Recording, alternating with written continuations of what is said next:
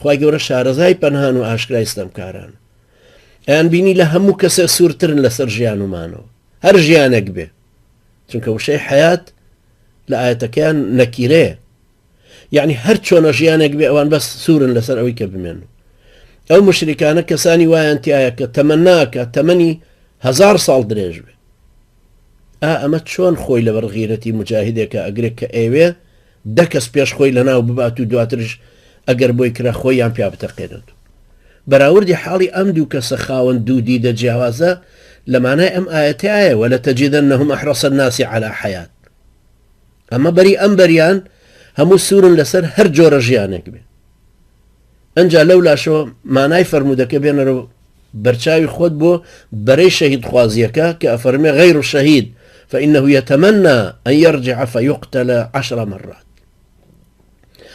ئیتر بەقەدەر ئەوەندەی مسلمانی سەرڕاست و مجاهد خولیای شەهید بوونەکەیەتی ئەوەندەش دوژمنەکانی لێترسن سروشتی لایەنە معنەویەکە وایە چونکە ئەمە شتێکی زۆر گەورەیە لە دوای 11 سپتەمبەر ساڵی 2001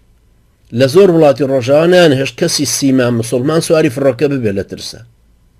تا 10 ساڵیش دوای ئەو ڕیژدارێک لە پاس و شەمەنەفەرا لای ڕۆژاوایەکەوە دابنیشتایە